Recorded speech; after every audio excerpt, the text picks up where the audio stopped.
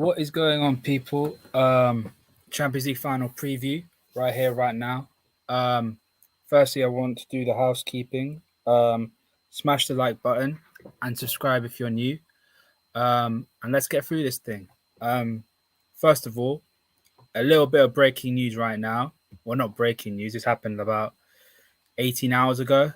There was a massive argument between two of England's greatest ever centre backs, Rio Ferdinand and Mr. John Terry, starting off with the argument of saying how having a battle of egos, in my opinion, them saying, oh, who's the better one out of each other, and just going on about their business and just having a petty fight now is a little bit pathetic, but you know how it is. Two players of that quality, they do stuff like this. In my personal opinion, when it comes to these two, I think Ferdinand is the better of the two of them. I rate what John Terry did. I think his reading of the game was fantastic. I think his distribution as a centre back, even for his time, was immaculate. Very, very good. But Rio was different. There was a reason why United spent 32 million on the guy.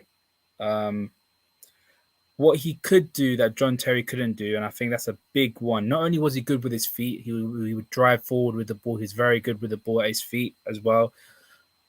But the high line, he wasn't the quickest, but he wasn't the slowest. He was very for his height and for his build, he was pretty quick. He was pretty quick. That's why the high line, he would sort of do well in a high line situation where we saw the high line under Andre Villas-Boas, and look what happened. It did not look good for Chelsea at all. At all.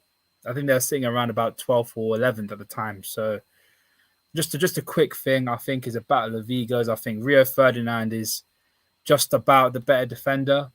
But that's no shade on John Terry, because John Terry was one-of-a-kind defender as well. So two players who have a lot to say about their careers, but, if only they played well with England, man. If only they played well with England. England did miss out on a lot of triumph, mainly because down to these two not fitting in together, so to say. But enough of Rio Ferdinand, John Terry. We're not here to talk about Chelsea. We're here to talk about Champions League final, the biggest game of the club season's calendar. Two of the most successful teams in Europe, Real Madrid and Liverpool Football Club, going up against each other to see who's the best in Europe. Obviously, Liverpool have won both domestic trophies and finished second, just behind Manchester City. We can move past that. That's all good, well and good. But don't count out Real Madrid, champions of Spain, and did very well to get to this stage. They beat Manchester City. They beat Chelsea, champions of Europe at the time as well. And they beat the oligarch Galacticos assembled team in PSG in an incredible comeback at the Bernabeu. So it's not an easy game at all. Not an easy game at all. It's going to be difficult, but I think our boys can do the job. I think in terms of best quality teams in Europe, it's down to ourselves and Manchester City. Manchester City have an amazing team, but the heritage, they just don't have the heritage compared to us. But we can do the job. We can do the job. And firstly, we'll go into our predicted lineup straight off the bat.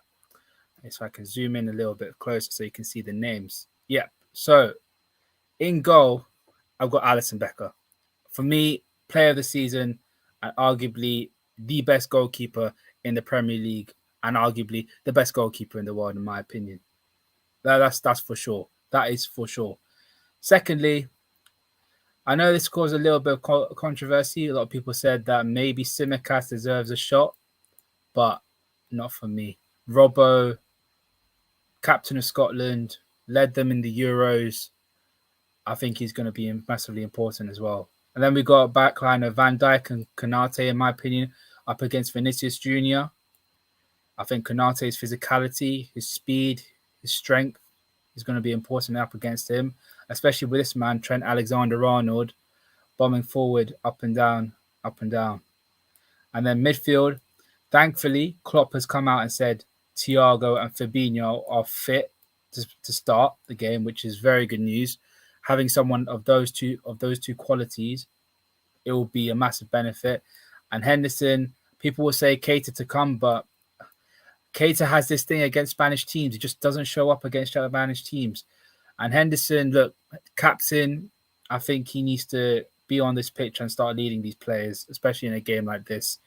And then front line picks itself. For me, Diaz, Mane, Salah, I think arguably the best front line on form this season. And having Mane, a lot of speculation about Mane, him going to Bayern and everything. We have to wait and see what happens. I personally don't want him to see him go unless we get stupid amount of money for him. If we get circa 50, 60 million pounds, I wouldn't mind. But ideally, I don't want to let him go. But for me, it's got to be the starting lineup. The starting lineup here is just it will be blessed. It will be blessed for us. Now, in terms of the actual tactics we're going to employ, yeah, we all know how dominant these two are going forward, Trent and Robertson, allowing these two, Diaz, Salah, to cut in deep, and these two to exploit the byline from here to here. What is important is also these two players. These two, I'll put Henderson here. These two, this little double pivot that we will play. Thiago and Fabinho are going to be important, especially through ball retention, spraying balls left and right to Trent and to Robertson. It's going to be important.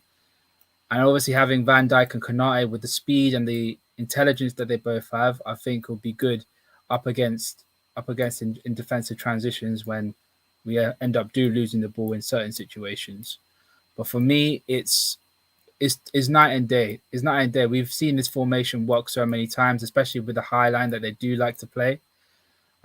We have caught so many teams out with this high line, high risk, high reward, but we've seen the rewards this season. I mean, we haven't finished second by 1 point and go to 2 finals this season for no reason. This high line has been deployed and it has worked a charm, especially with this man sweeping up the play here, and here. Like, one-on-one situation, I haven't seen a goalkeeper as dominant as this guy since Manuel Neuer. This guy, I'll say it once and I'll say it again. If he continues on this vein of form, we will have serious conversations about this guy in terms of all-time greats in goalkeeping. He could be up there. But enough of the tactics and enough of the semantics of everything. The next thing we have to talk about, my predicted lineup for Real Madrid. So I'll go in goal. Courtois, who's had a very good season for them. Carvajal, Militao, Alaba, and Mendy, with Casemiro, Kroos, and Modric in the midfield, with Vinicius, Benzema, and Valverde as the front line. It's a strong team, quite an old team as well. Modric is not the youngest, alongside Kroos. He's not the quickest as well, but a very intelligent team and a very technical team. I'm still not sure about these two defenders, Alaba and Militao. I think the likes of Mane, Salah, and Diaz can get at them alongside Carvajal, but this man right here, Vinicius Jr., is going to be a problem. He's going to be an absolute problem. You see his pace going up and down the pitch is just stupid. It's just actually stupid how quick this guy is. And with this man in the reign of form that he is, Mr. Karim Benzema floating outside the box, dropping deep and supplying balls to Vinicius and Valverde and getting into the box, the clinical nature that he has. It's going to be a long night. It's going to be a long night for Konate and Van Dijk. But as we've seen this season, they can step up to the plate. And with Van Dijk there leading this team in the back line, I have no qualms in saying that we can shut him off if possible. It is possible with the kind of players that we have. We can shut him out this game. It's as simple as that. But yeah, going on to this Liverpool side, the benefits, I want to talk about this a little bit in detail. Having these two, Thiago and Fabinho. Thiago hasn't lost a game this whole season, or hasn't lost a game. Yeah, hasn't lost a game this whole season, and has a very high win percentage against everybody this season. And the calmness and the ability that he has to spread play, to dictate the game as well, especially up against these two players in Tony Kroos and Luka Modric, who are very similar players. They are very similar players. And not only Modric can spray the ball, but he can also dictate play himself. But with having him here and Fabinho covering, sweeping up in front of Van Dijk and Konate, it's gonna be good. It's gonna be good for us. It's gonna be important as well, especially the way that Klopp likes to play, very high intensity, likes to suffocate players as much as possible, trying to force them back into their backline as much as possible. The way we play is it's important, and with the players that we have in behind Henderson with Thiago and Fabinho, it's going to work wonders for us. It really is going to work wonders for us. And there's a lot of question marks over this man defensively, Trent Alexander-Arnold. Sometimes he has got his critics, sometimes deservedly so, sometimes a little bit too over the top. But what is important is him moving the play forward, creating chances and doing what he does best. Using that little long passing range that he has and being able to cut the ball open at multiple positions. That's his main. That's the main attribute. Having Vinicius Jr.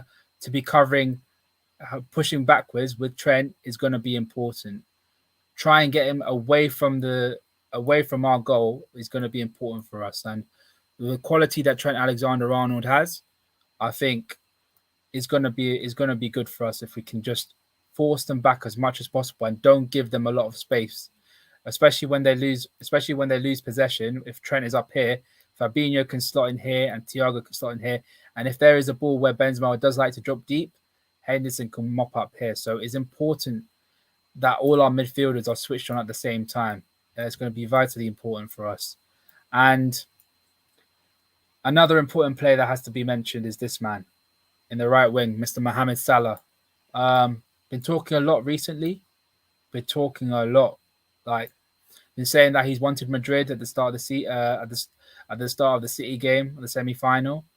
He's got what he wished, and he wants revenge. If you want revenge, you need to perform in this game. You haven't performed for the last couple of months. I've been one of the first people to say it out loud, along with my boys Saint and Ish and Roms. But if there's ever a time that you need to perform in a clutch moment to solidify yourself as the greatest player in the world, or the best player in the world, so I say, this is the time. Champions League final in front of everyone, in front of the crowd, in front of the lights, in one of the most clutch games and most important games of the season. To do it now, it will do us a solid in getting us a 7th trophy, but it will also do you much plaudits when it goes to the Ballon d'Or conversation, especially up against Mr. Karim Benzema, who's I think's got over 40 goal contributions this season for Real Madrid, which is just stupid. He is, the older he gets, the better he gets. That's what I got to say about him. He is phenomenal in my opinion, absolutely phenomenal. And also, what is also vitally important is the case of substitutions.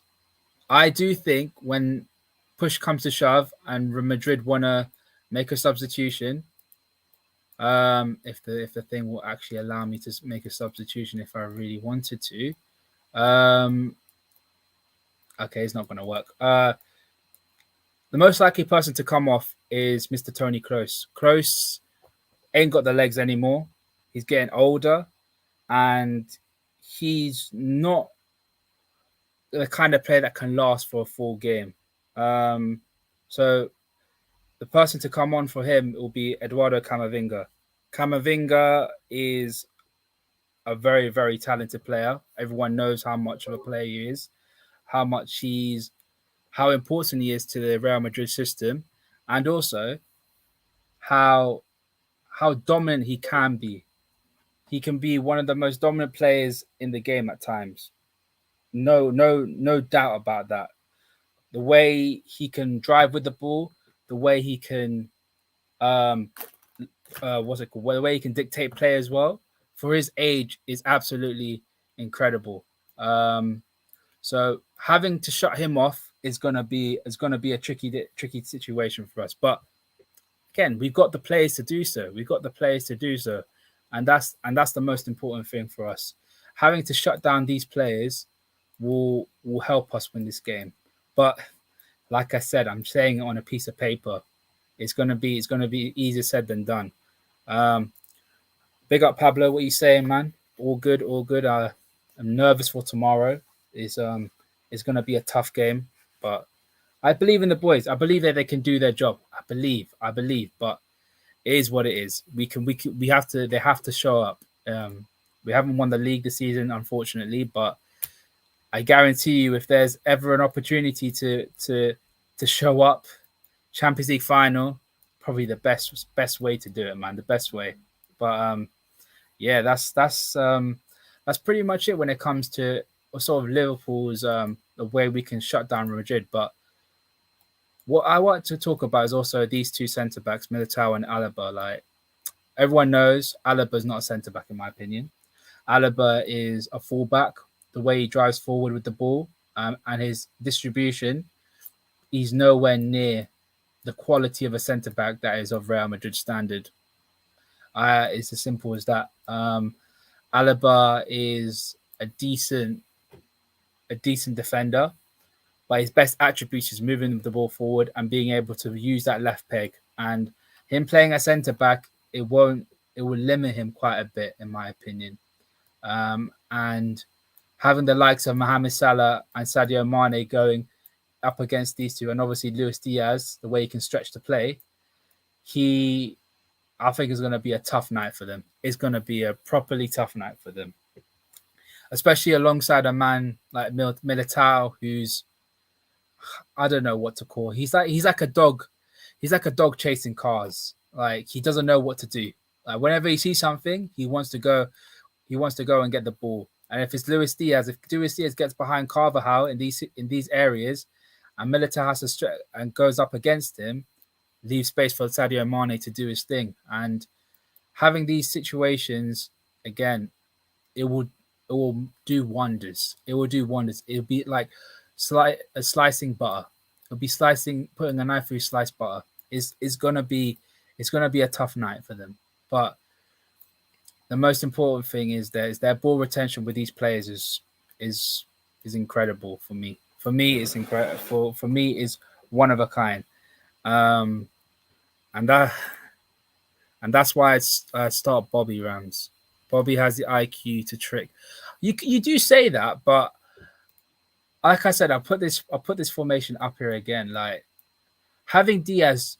So if Robertson's over here and Thiago's spraying the ball and Carvajal's in a 2-on-1 situation where Diaz can stretch the play and Robertson can be in this sort of the byline area and attract Militao, it can leave space for Mane and Salah to do their business. In my opinion, I think that's the way to go. I think that's the way to go. But look, I do see Bobby being that kind of player, but Mane's movement this season, especially as a left winger and a striker, has been exemplary. It's been exemplary in my opinion. So that's why I'd start Sadio Mane instead of Bobby in my opinion. But Pablo is I think with the pace that he has as well and the trickery, having two very two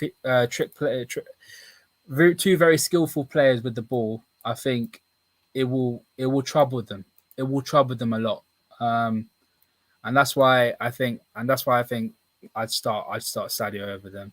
Big up Sammy, how you doing, man? Welcome to the stream. Welcome to the stream. Make sure you subscribe and get this out on the socials. Yeah, we're starting up again, and I think this thing can grow, man. This thing can grow, but we'll have to wait and see. Time will tell. Time will tell.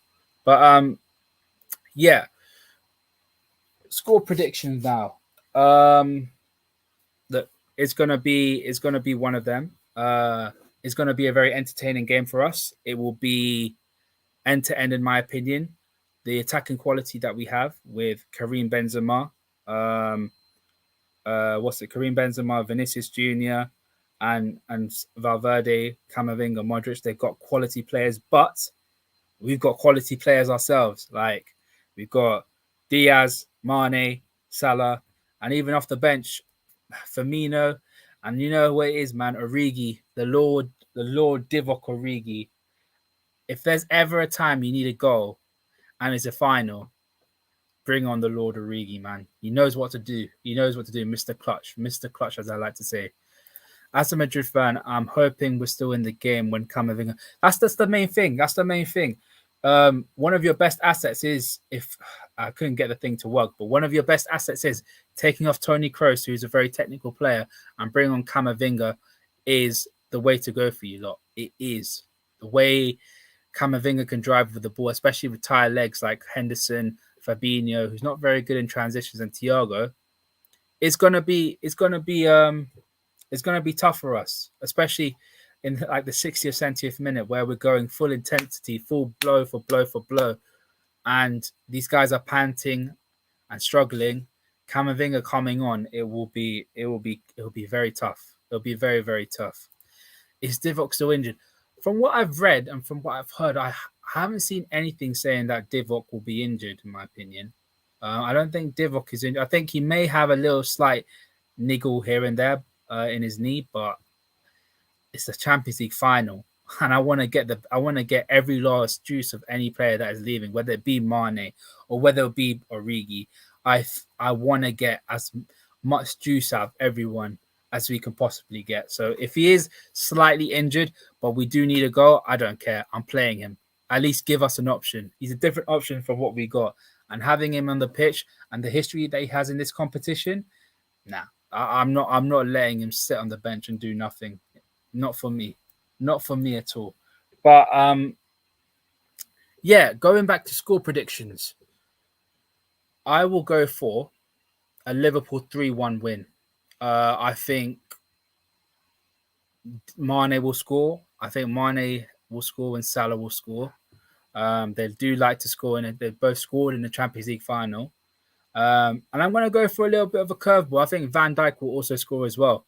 Van Dijk is an asset when it comes to set pieces, and I feel like he still has something to say about this season. The way he got that injury against Everton, the way he come back this season, helped us challenge on all four fronts and played almost every game this season.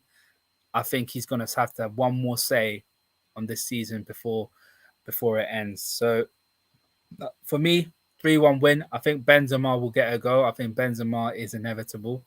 But yeah, we'll have to wait and see what happens. We do have to wait and see what happens.